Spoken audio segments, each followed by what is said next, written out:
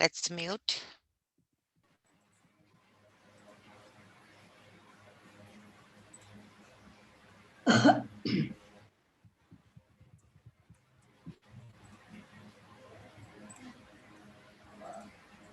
Give us a few minutes, folks. We are trying to go live on Facebook, so waiting for Fazana to give us the go-ahead. Now you can start. Okay, so since we are running a little bit late, we will get right on it.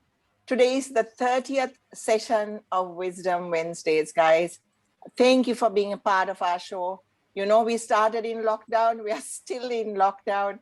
And, you know, what better way to spend an evening listening to some wisdom, sharing some of your wisdom with us, and hoping as we go forward that we move this women's empowering and this national unity as a thing that to the forefront of what we want to do with our lives. Today, we want to talk, you know, we want to reach out to the people of Sri Lanka. You know, can diversity be our strength? You know, think about it. Diversity, multiculturalism is a coexistence of diverse cultures, where culture includes racial, religious, and cultural groups, and is manifested in customary behaviors, cultural assumptions and values, patterns of thinking, and communication styles. So our culture shapes the way we work, we play, and it makes difference in how we view ourselves and others. It affects our values, what we consider right and wrong. Part of this is brought to us from our families and our parents, part from our teachers and society all around us.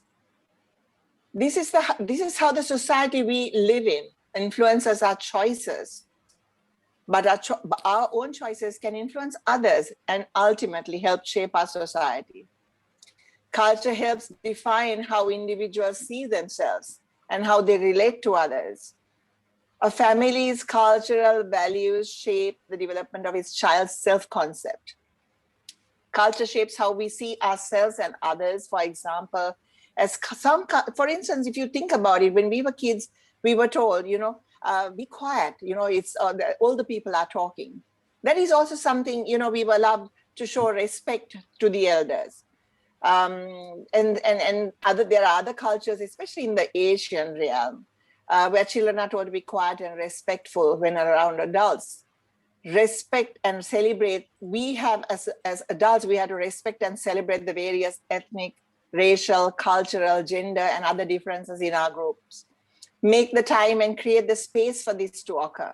I mean, this has to be, you know, you have to change your mindset, and we have to think about it very consciously, because if we don't, our subconscious comes to the forefront, and all these subliminal messages that we get is what plays with our heads. You know, political manipulation based on biases, that is what divides us, because I think most of us wisdom women here have lived long enough to know the differences. We enjoyed each other's celebrations. You know, we enjoyed each other's culture. And for as children, for me, I'm a Christian, and I always look forward to Ramadan, for instance. I always looked out, you know, for the veil cart. You know, I always looked out for Vesak, when my parents used to take us for a walk to watch and admire all the pandals that were set up and listen to all the Jatika Katha, Jataka Katha. And, you know, at Ramadan, neighbors always sent us that Buryani and Watlapang. You know, these things actually, in a way, enhanced our lives as children. And I know they enhanced my parents' lives as adults. It was not just about food, but it's about celebrating each other and especially celebrating each other's differences. And as you know, all this division, what has it brought us? It has just brought us pain. It has brought us death. And at the end of the day, who succeeds? Who gains? Not you, not me, not these ladies on the panel, not those soldiers fighting wars, not those dissidents fighting from the other side. It has helped nobody, especially not any of us.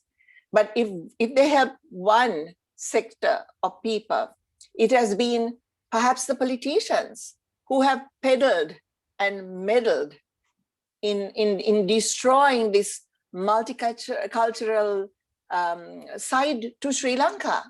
You know, we look at, for instance, I'll tell you something. I was in Malaysia. Malaysia, as you know, is a Muslim country. However, they let other races celebrate their differences, and they participate in that. As much as you see people fully covered in Malaysia, you also see people, young ladies in their shorts, young boys, going around with their friends. And you see that there's so much, some kind of happiness in the people. And so for us to be happy, we cannot be happy alone. For us to be successful, we cannot be successful alone. If we are together, just imagine how much we would achieve. How much? My family, my own family is multicultural. I have sisters who are married to, people of different race, different religion, a different culture. My kids are half English, and I can see the beauty of bringing these diverse cultures into one big heap. Every day is a fun day. And that is perhaps because of the way we were brought up. My mother was a teacher, and I think I've told you guys before, she inculcated in us the fact that, everybody was a human being. And as a teacher, she saw value in trying to teach us French when we were kids. My father and mother spoke perfect Tamil. Because we were, one of the rare Sinhala families in a Tamil area, where there were more Tamil people. Growing up, we had a lot of Tamil people and Burger people in the area. And so we absorbed all these different cultures. And trust me, I'm all the richer for it. So let's move on and let's talk more about diversity and the necessity to make diversity our strength rather than our weakness, to ensure that we don't allow a single individual disturb this peace that we actually deserve, right? We deserve that kind of peace and that togetherness, and we can, moving forward, make it a concentrated effort to say, I myself, I'm going to start making a difference, starting with my household. Let's move on to Selvi, and let's hear what she has to say. I have a question, Carol. Sure. Raya, of course. You alluded to Malaysia and you compared it with Sri Lanka. Are you saying that in Sri Lanka, we are losing this ability to celebrate our individuality and our cultures? So sadly, Soraya, I don't think we are losing it. We have lost it. We have lost it. And it's a minority that consciously celebrates each other's differences.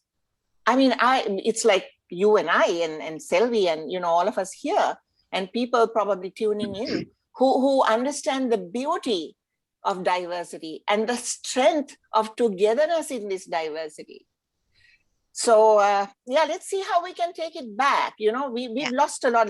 Let's face it, we've lost a lot. Women in this part of the world, we were the most empowered. We all know that, right? In the whole Asian region. So when you said Sri Lanka, it was so different. When people talked about Sri Lanka, they always spoke about the smiles on the kids' faces or the adults welcoming them into their homes, welcoming strangers into their homes. Why did that change? So we have to stop and ask these questions. Why did it change? Who changed it? Who put these subliminal, ugly thoughts into yours and mine heads? And unless we grew up in a strong household where our parents consciously celebrated all these differences, then we too would have been dragged down that, point of sort of almost no return. So yeah, I'd like Sylvie to weigh in, yeah? Quite so, Carol. We did have a very rich cultural mix of people and ideas and a sort of a group togetherness feeling when we were growing up, which we have lost now. It has come about over so many years through the political manipulations. And so I think we need to educate ourselves sufficiently so that the manipulations coming from political masters don't actually change what is happening in our homes. Like, for instance, the diverse cultural perspectives that people have, it inspires creativity, it drives innovation, multiculturalism, and inclusivity. It can help in getting us, having a healthy competition in our economic growth to create a balanced growth. Now, there could be, because of the different cultures and their religious values and ethics, we can have a rich confluence of ideas and communities actually working together, understanding each other's point of view. By leveraging diversity, we become a rich and inclusive base in society.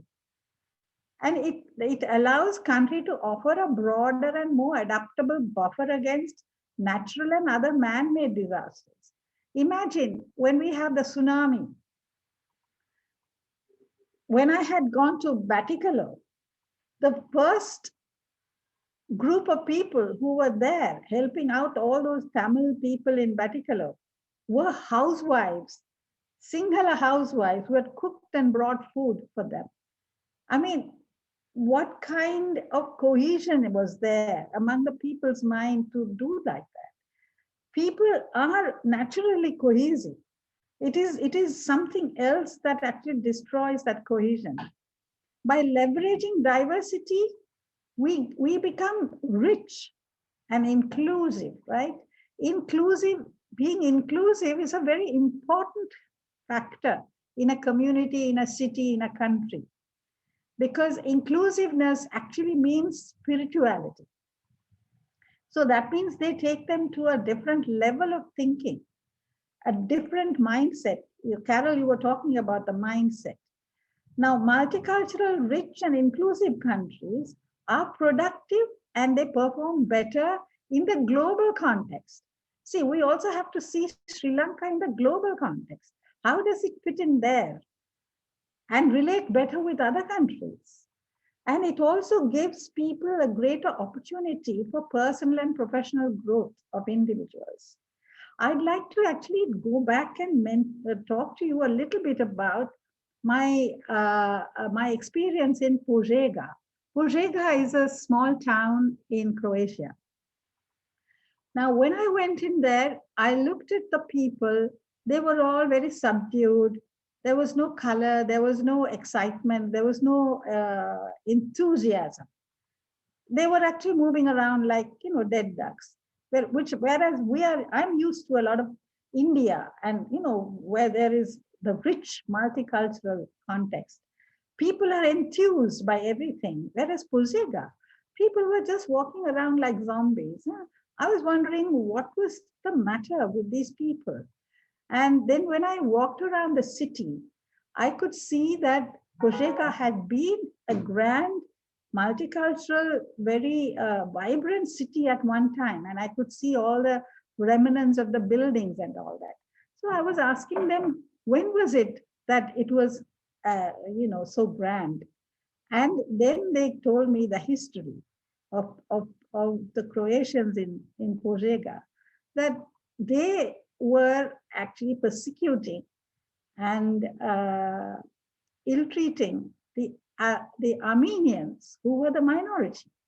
And finally, it got to a stage where they hated them so much, they either, decimated them completely or chased them out of Croatia.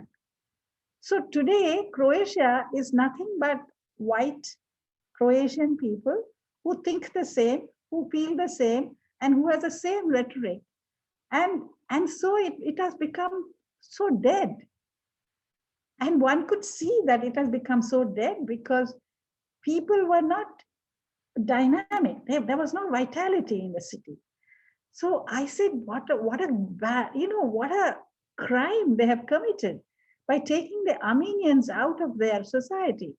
And Armenians obviously contributed so much that they had a much grander past earlier. See, so this is the issue. The problem is that we have a brain. And if you have a brain, then you have a bias. So if you have a bias, one has to actually treat it in such a way that integration surpasses or overrides the bias that you have. Because physically, because the brain talks and thinks that way, the bias exists and the politicians make use of it. All we have to do is to become conscious of the bias we have about other people's languages, their religion, their philosophy, their way of living, their everything is different to us. Instead of being biased, we need to change our mind to celebrate that difference. See, that's all we need to do. And once we celebrate it, even the politicians can't do much. Once we are together, even the politicians can't divide us. They divided us between Tamils and Sinhalese. They're trying to divide us between Muslims and Buddhists. Now they're also trying to divide us between Christians and Buddhists. So all of this is happening because we allow the bias in the brain to be there instead of being aware of it and overcoming it through actual thoughts of integration, love and compassion to everybody in this country. Lastly, I'd like to take one more example that we use in urban planning. See, in urban planning, we used to have very rich communities during the Middle Ages and the ages following it, the Renaissance. But later on, I think the turn of the century, this century, they had this idea of having monoculture in land uses, particularly in the cities. During the 70s and 80s, there was a trend to propose monoculture, which zoned out areas within city into industrial zones. So what they did was they took zones out and said, here we will have only factories. In this zone, we will have only housing. In this zone, we will have only parks. So what happened is the land users got divided and separated and isolated. And what we found was that when the isolation happens to monoculture, that is without having an integration, a mix, the economic growth fell and the people became not animated. They became boring and dull and whatever.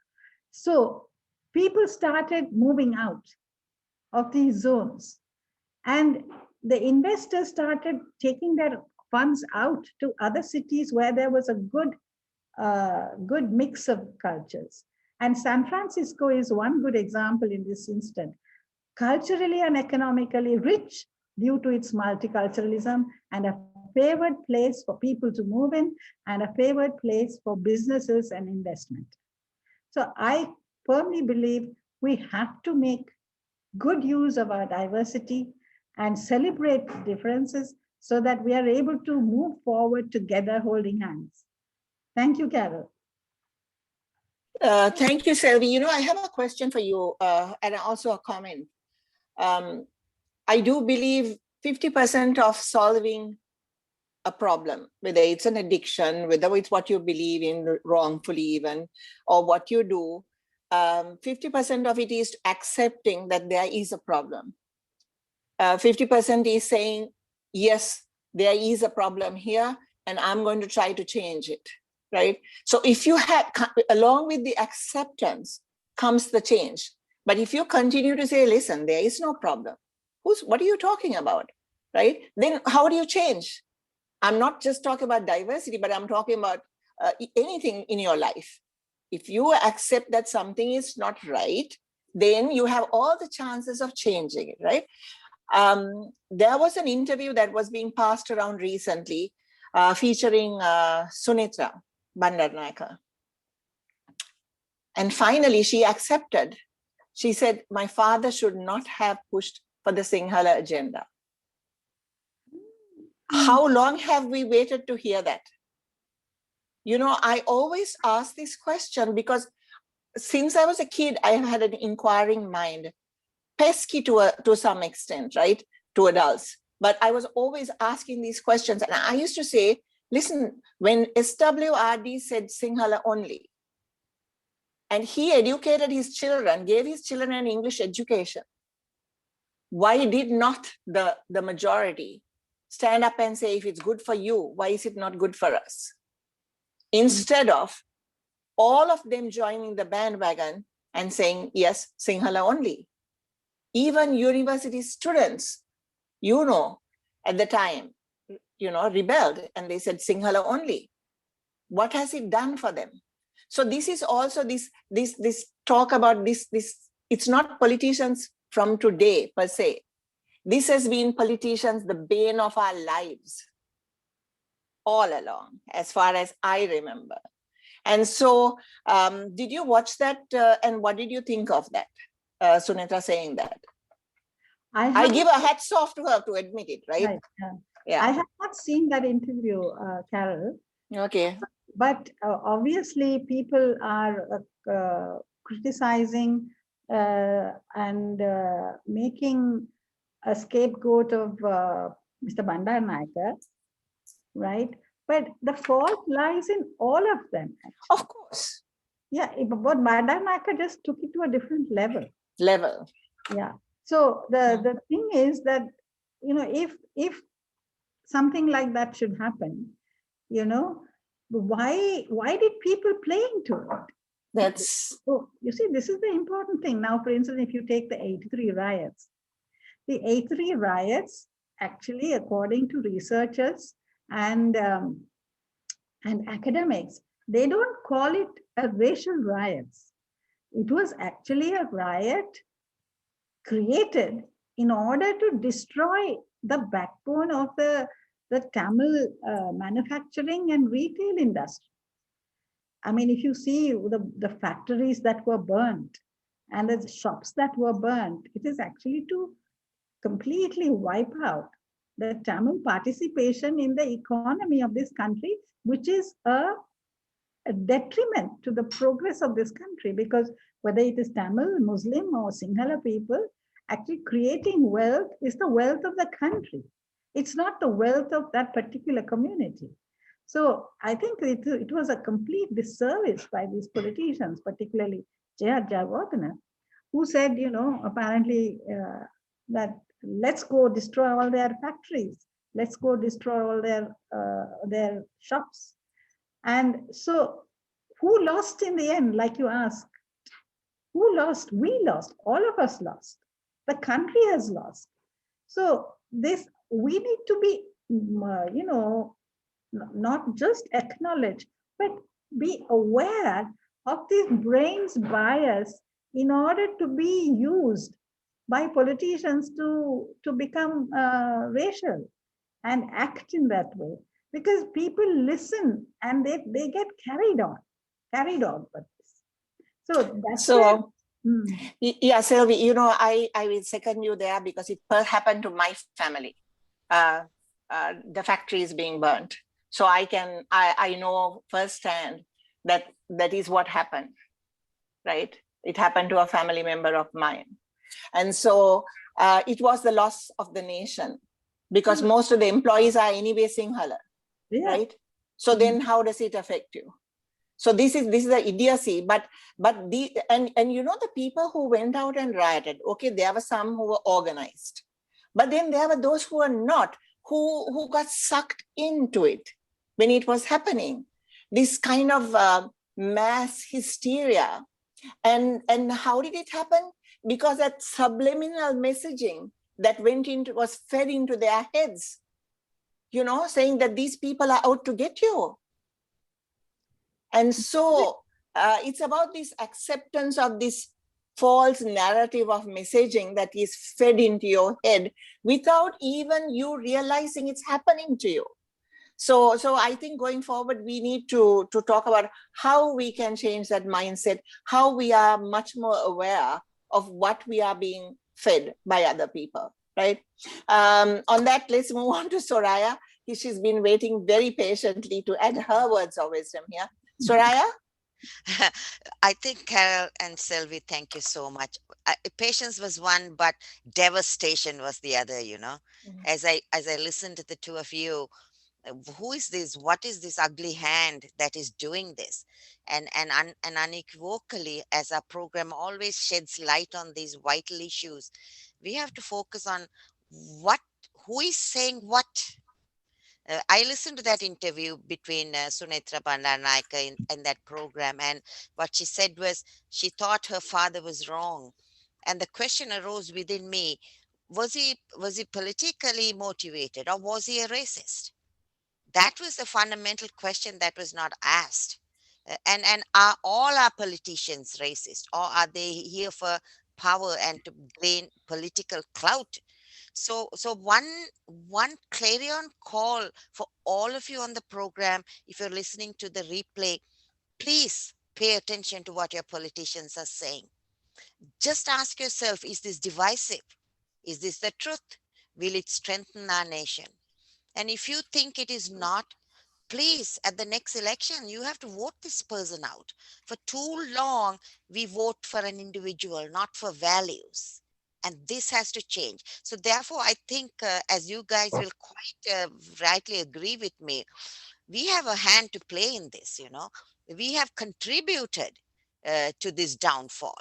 We have been quiet. We have elected people into power who were, whose agenda was to divide us. Just recently, I heard when a politician won, he said, he approached one community and said, I was brought into power because of this community and I will serve them. My goodness, I am not a career politician, but that is suicidal.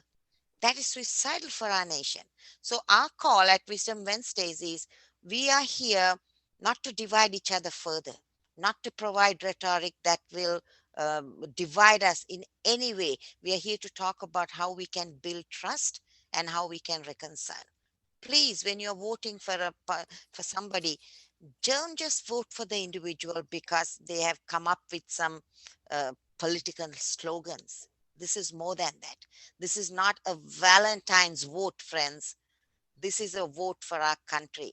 What are his values? Go beyond your party and vote. You don't have to vote this party in. Vote for the best individual. So Sylvie and Carol, of course, we talk. You want me to talk about cross fertilization of ethics, values, and religions, and how it can create a rich confluence. I mean, that was my childhood also, as you, Carol, because all I knew was there was diversity in my country, and all the time I was included because I was told to dance in that diversity. And now I see myself how we are selecting who can dance. We are inviting whom we think are eligible, and this is very dangerous for our country because I mean, do we need to be rocket scientists to figure this out? That a mixture of ideas, a mixture of people, a mixture of philosophies, and a cross fertilization of these ethics is the only thing that can produce better outcomes.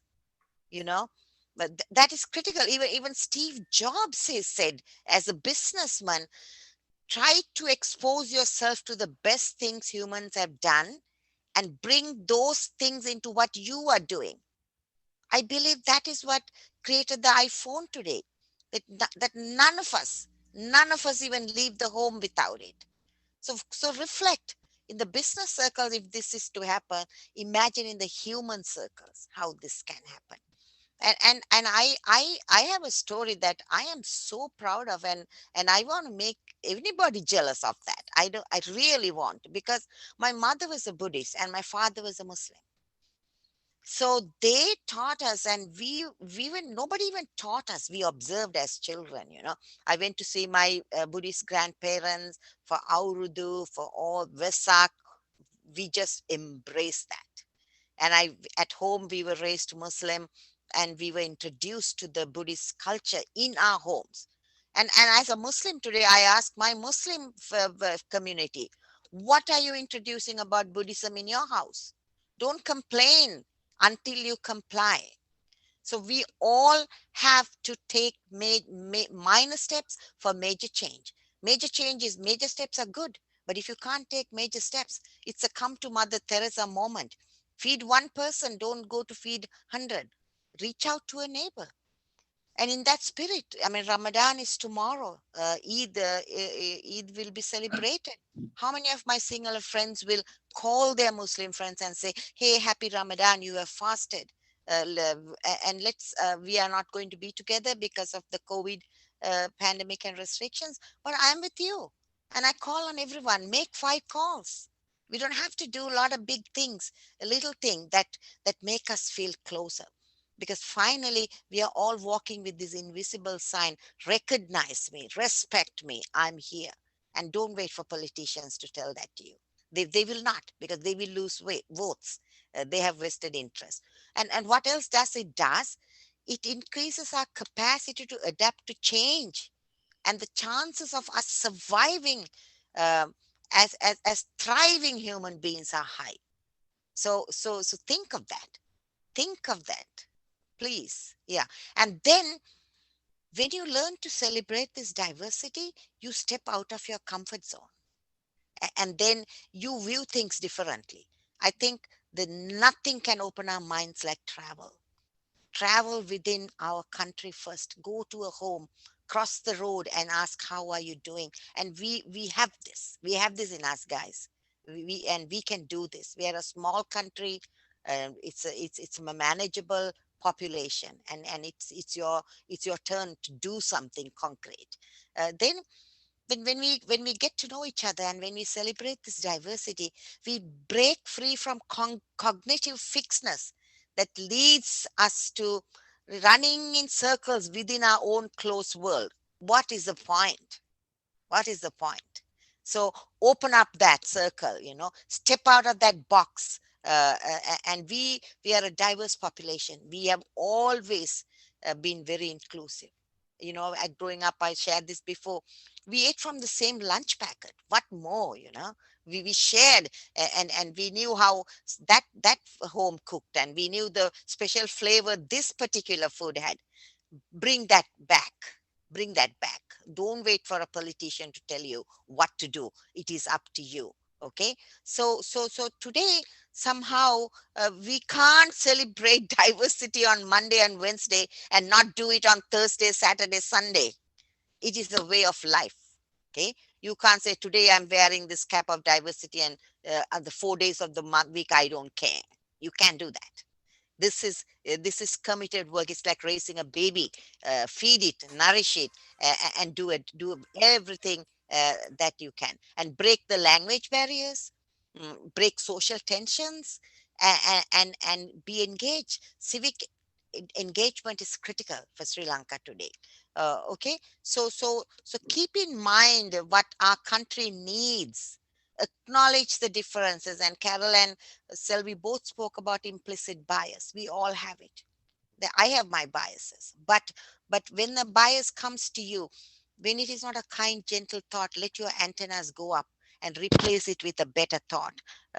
And provide, build circles, and discuss the bias. and encourage, evaluate your behavior. It's not about correcting somebody else. Evaluate your behavior and value diversity. And inclusivity is just not being allowed to be there, but we have to be valued, because smart teams, we can do amazing things. And I want to finish with this book. I think people of Sri Lanka, I don't know if you have it, please buy this book. This was put out by the Ministry of National Coexistence, Dialogue and Official Languages. I think it talks about 19 types of communities that live in Sri Lanka. It's not just the Buddhists, Burghers, Christians, Tamils, and Muslims. It's more than that. Have you heard of the Sindhi community? I bet you have. Have you heard of the Gypsy community, the Parsis, the Vedas, the Dawoodis, the Kafris, the Bharata community, the coastal Vedas, the Maimans, the Chinese, the Portuguese burghers, the Dutch burghers, the Malays, the Sri Lankan Malayalam community, the Colombo Chettis, the Tamil community of recent Indian origin, the Muslim community, the Sri Lankan Tamils, and the Sinhala community. So it's a diverse world. It's like a tapestry. Hold it together, because if when one thread breaks, the tapestry just gives away. So my plea to you, it's a plea, because I've seen the brokenness, I've witnessed it, and today I feel it very deeply. So hold that tapestry, get together. And as activists, as women whom we are reaching out every other week on this program, when you see the river dirty, please get into the river and clean it. Not just for you, for your children, for us, for every one of us. Thank you. Soraya, when you were talking, it reminded me of Professor Emeritus Savitri Gunasekara saying, the oldest women's organization here was a group of Colombo Chetty women from Kotahena. And in the 1800s, they grouped themselves together and they raised funds. They even sent funds to a Belgian children's fund. So, Wow. that thought just flashed in my head. I used to be fascinated listening to Savitri, because she has a whole, history that she can always relate to. You asked another question. Are these politicians racist, or what is it? I Power. truly believe it's political expediency. And that's my personal opinion, of course. Political expediency rather than that they are racist. I don't think, too many people are that They're not racist. racist at all. Yeah. It is simply political expediency and opportunism. Yeah, and then which is even sadder, right? In the long run, it seems somehow is a much more sad narrative then, isn't it? But are you ladies saying we don't have racist politicians? No, we do. We do. But I'm Okay. saying the majority who made these decisions in coming up to this, where we are today, all the way back then, I don't think they were racially motivated. They were more politically motivated. And the sad thing is that for their political expediency, they were willing to throw a group of people under the bus. Yes. And even their own friends. What I would say is that, they would bring in these racistic bills and pass law in the country, but they will consort with the Tamil people, marry into Tamil families, and Tamil families who say the same thing will marry into Sinhala families. And the racism actually doesn't exist in their hearts, because they are such pals outside of the parliament. If you see Tiruchelvam and all of these people, Arurambalam and all of them, they get together with all the Sinhala politicians and they have a good time and they help each other. But when it comes to passing laws and bills, then it becomes racist. That's why I said, that's why I said they're willing to throw each other under the bus for that. You know? I don't know whether you are aware, because we are debating this in some international religious freedom circles, that there's an anti-conversion bill that is being promoted in Sri Lanka, prohibiting the people from converting.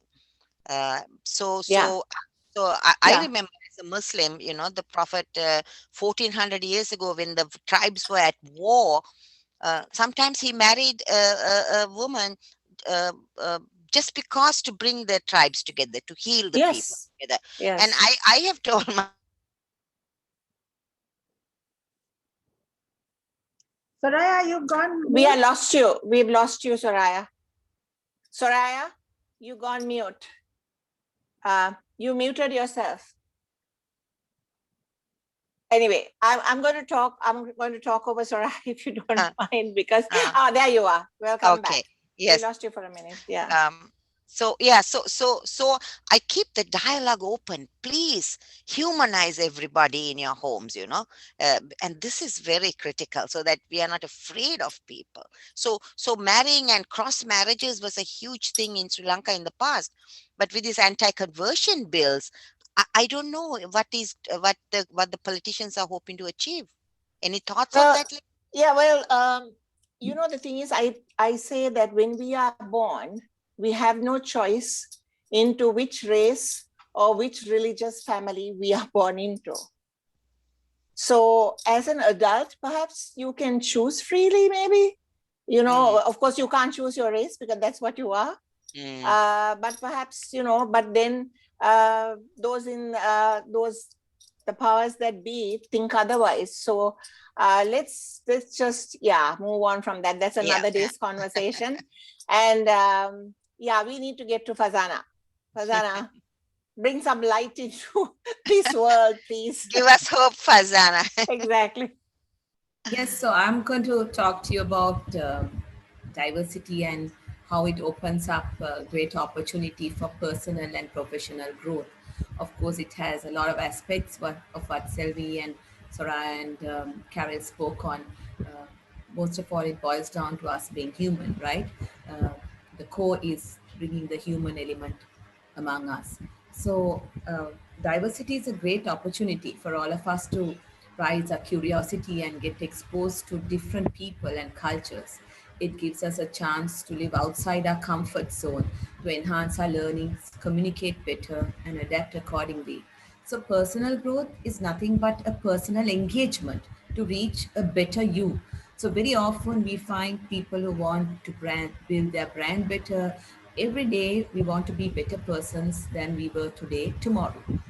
And what other way than embracing a diversity principle, right? I mean, I think Selvi said something which struck me home, and I wanted to butt in, but there was such energy between the three of you. I kept quiet. But Selvi, you were saying that if everyone did the same thing, it would be such a boring place. Yeah, it's like an island of clones or a world of clones, right? And how terrible that would be. Imagine everyone eats the same food, dresses the same kind of clothes, goes to the same kinds of rituals. I mean, it is the diversity. However much we have politicians coming and trying to bring this racial disharmony, it is the diversity that brings even richness to our lives. Like tomorrow everyone will be wishing me for Ramadan, and I just wished all my Buddhist friends for the new year. And there's so much going on with all these different nuances. So when it comes to professional growth, my it has been one of my greatest interests. The cultural diversity is one more step towards professional growth, because just being professionally qualified or having all the best qualifications, being a good public speaker, or having the right experience wouldn't matter if you don't embrace that cultural diversity, in my opinion. So very often in my professional life, we've had lots of multicultural, multi-religious, and from diverse countries, people who come in on what is called a secondment assignment in the multinationals we worked in. And we've also sent our teams to those countries, and they definitely come back richer, much more educated in their cultures, and I would say much more accepting and open to not judge, and we have an open opinion about anyone and any ritual or any culture. So there are four main elements to accept diversity, and I think even Selvi and Carol covered that. But just I also want to say that for me, to accept diversity, you have to have tolerance, you have to have mutual respect, you have to have continuous learning. I mean, without learning, nothing would be there. and you have to be able to communicate and adapt to different cultures and talk to them and learn and share. So when it comes to the professional area and how can diversity help, one, I would talk about around six benefits of this. One benefit is that the diverse cultural perspectives can inspire creativity and drive innovation. I mean, don't you see that? I mean, people coming from different cultures, you put them into a think think tank, and the ideas that can be generated. Then putting a bunch of clones into it, right? And you get the same thing. Like you won't get anything different. So this, for me, is one of the biggest benefits of having cultural teams in a professional environment. So diversity of thought has been shown to breed creativity and drive innovation, help you to solve problems and meet customer needs in new and exciting ways, especially for global companies. They reach out to global markets, different customers, and they need people who think that way. For example, cosmetic giant L'Oreal has attributed much of its impressive success in emerging markets to its multicultural product development teams. So that's a living example. Multiple voices, their perspectives, their personalities bouncing off one another can give rise to a complete out of box thinking. So that's one benefit. The other is the local market knowledge and insight makes a business more competitive and profitable. So again, what I mentioned about being adaptive, you need to be able to adapt to different markets, right? So, this Diversity Inc., a company, annually there's a study of the 50 most diverse companies, and they measure their success against the broader markets. So recently, a research done underscores the fact that diversity of diversity helped the business bottom line. They found a correlation, and in fact, ethnic diverse companies, which were ethnically diverse, were shown to be 35% more likely to have financial returns above the national industry average. So can you see that? I mean, these are research done to show that ethnic diversity also brings in a richness to the company. Let's take Islamic banking, right? Banks that have adapted Islamic banking will definitely have a bigger bottom line because they will adapt and engage those customers who want to deal in Islamic banking. And that will definitely give this 35% more, as this research shows. And the third area I want to talk on is the cultural sensitivity, insight, and local knowledge means higher quality targeted marketing. You will know to not offend people and balance the cultures and develop, think global but act local kind of marketing campaigns. Sometimes you can't do like one size fits all. There are companies, which I wouldn't want to name, but went into big trouble by developing campaigns which only fitted the UK market or an European market and expected all other markets to adapt it and just use it. This doesn't work because the people in that country can't relate to it, and then their brand equity or their demand for their product will drop. So also there are some examples which are hilarious where things get lost in translation. So you have to be there. There is a world known case study where KFC in China, where the chicken was marketed as so tasty, the tagline said, "You will eat your fingers off," which was actually to be finger licking good, right? Because of the lack of sensitivity to translations, right? Then the other benefit is drawing from a culturally diverse talent pool allows an organization to attract and retain best talent. So you have, people of different colors, different ethnicities leading, and you find, companies which adapt this, non-discrimination, open, diverse culture for recruitment find that their companies are much more richer in the type of performance and people they have. So, making diversity an important part of the recruiting process will broaden your talent pool for prospective employees. So, even students, I've seen quoting that they chose this particular university because it promoted diversity. So, even so, the university then naturally gets a larger student base. The fifth point I want to share is diverse skills space allows an organization to offer a broader and more adaptable range of products and services. not only the marketing campaigns, the services, like I said about Islamic banking, right? If you know and understand different cultures, you are able to zone in and find out what they need. And normally this company may not have had that product or service in their portfolio, but now they'll see, oh, there's a niche market. There is this market with this cultural need, and that's why we have to have this, right? So then they can have better products. And diverse teams, as I mentioned earlier, are more productive and perform better.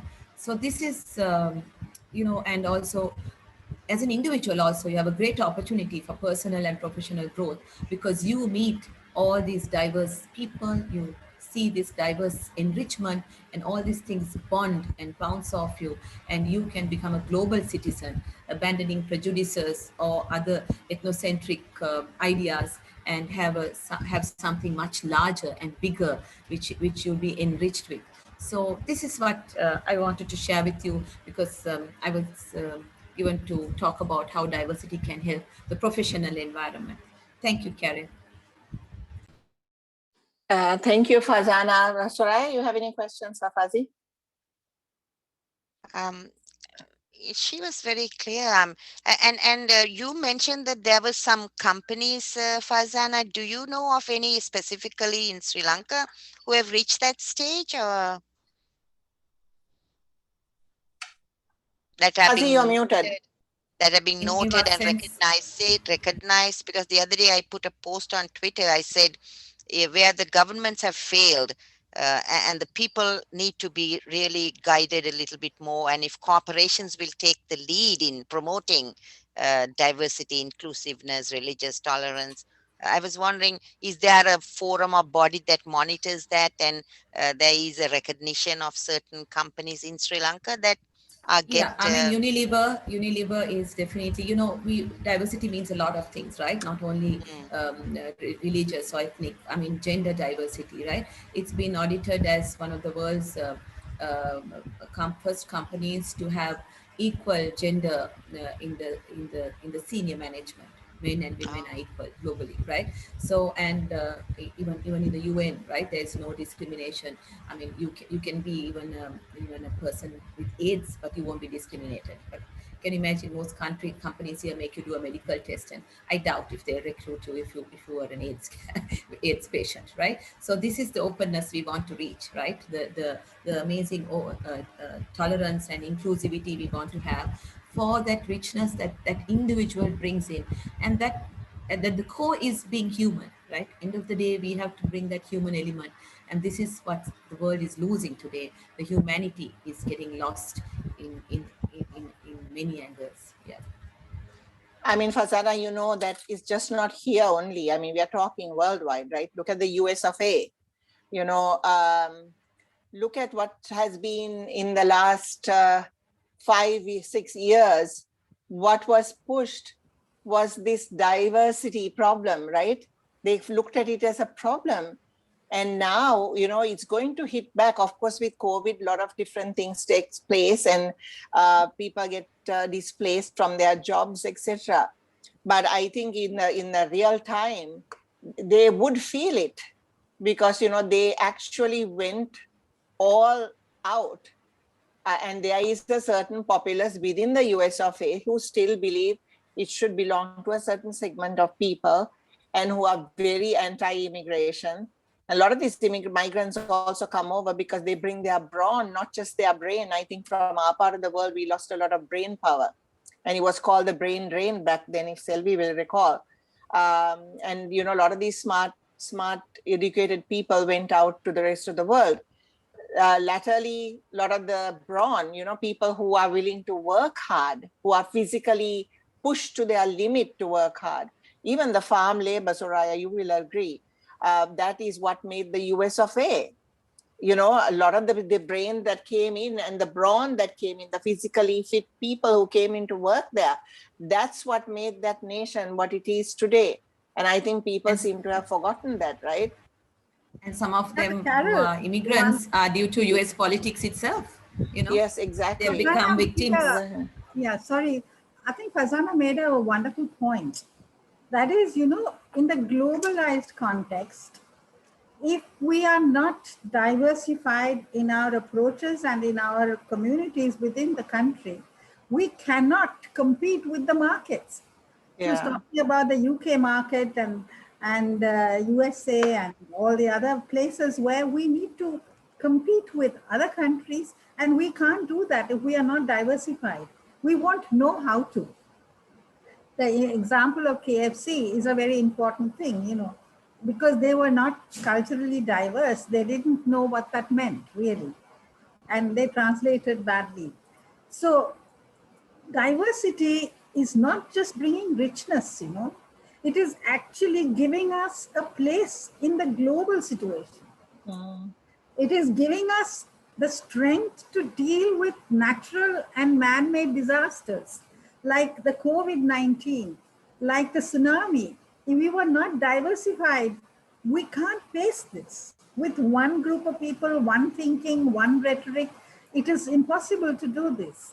So I think thanks, Farzana, for bringing that point and highlighting it.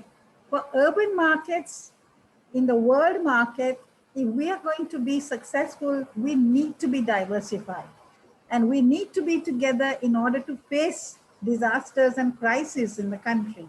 Like we are facing today, the COVID 19. What can we do if all the communities didn't work together on this? Yeah, and to be diverse in those markets, Selvi, you need to employ diverse people. You can't have clones all from one one community gone to a certain university. Like you can't be elitist. You can't be like that. You have to have diverse employee base. Yeah, yeah. Sure, good. And I think also, anyone, and also, sorry, sorry, because go ahead. Carol mentioned the US of A.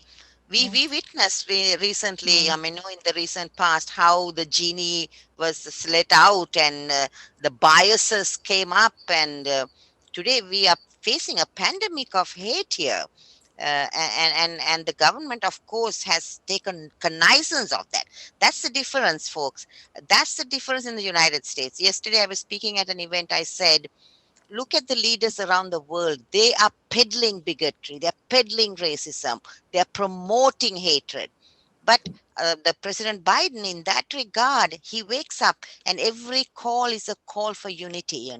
Such leaders are very rare. They are statesmen. So it's up for us people to take that cue and work towards that goal. The wrong has been done. Institutions are very strong still in the United States, civic institutions. We're trying to correct it. And I was at a meeting with the DHS, the Department of Homeland Security. They have enhanced funding for this kind of work to promote, because we know, as Abraham Lincoln said, if we fail, it'll be because of, if we fail and falter, it's because we didn't do things right within. No enemy is coming to swallow us. It is we that are killing ourselves. So I look at what happened, and as you said, they let the genie out of the bottle, Mm, and now you cannot put the genie back in that easily, right? yes. I lived there. I went to school there, and I have to honestly, 100% honestly say, I never felt the racism personally. I could Mm, see it there. I could see it directed to certain people of color, etc. But I didn't never thought that it was ever directed at me. And so mm, when I see what's happening today, it's heartbreaking. yeah. But like you said, there's some accountability and there's some attempt to right the wrong. Yes. It's not going to be easy because it was allowed to go unchecked for a few years. Mm, And so now to go back to square one is not as easy as, it's like, somebody who's putting on weight, right? You sit and you eat everything, and then suddenly before you know it, you put on so much weight. Trying to shed it is going to be so hard, right? It's not as easy as putting it on. The putting it off is going to be hard. And I think that's the problem there. And it's sad to see. But as you said, there is some kind of accountability somewhere down the line. And so you only hope that also comes to our part of the world, that this kind of change happens for the better, for all our sakes. So on that note, guys, I also want to say, you know, I'm a bit biased because I have children half of another race. And I always believe when you dilute the gene pool, you perhaps bring in stronger, fitter, smarter, better looking, whatever people into this world rather than Yeah, keeping it's those gene scientifically pools. proven. Yeah, so you it's keep the scientifically gene proven. pool tight, and then you cannot but start producing something that's not, you know, the best you want out there in the world. So we've come to the end of yet another show, the 30th show, guys. I'm so proud of this panel and myself, you know, that we have done this 30 shows. And so please continue to watch us going forward. The next show is on the 20th, 26th of May. Pass the word around. We need people to join in, not just watch the program after it's recorded, which is okay. But yeah, if you have the time, join in. And I want to wish all my brothers and sisters out there Eid Mubarak. Happy Ramazan, guys. You have fasted for 40 days to get to this point. Go enjoy with your family and your friends at home, because obviously in lockdown you cannot spread the love. So join us next week, and especially Fuzzy, Soraya, Amina, you guys, Eid Mubarak to all of you.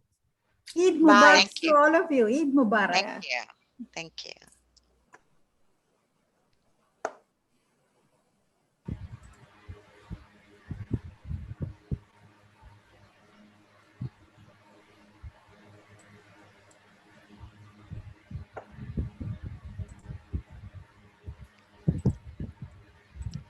Are you So I playing the think montage? We can't I see think, it. yeah, Yeah. I think we are struggling with it anyway, guys. Let's do it next time round. See you next on the 26th, please. Thank Bye. Thank you. you, Razan. Thank you, Razan.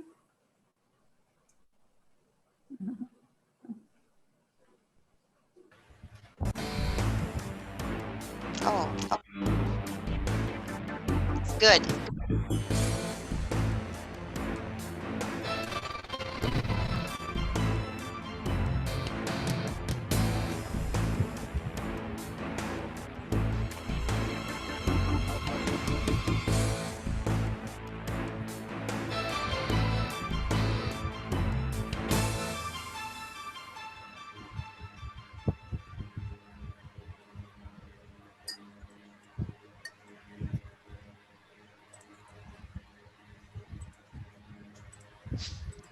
Okay, it's just us people.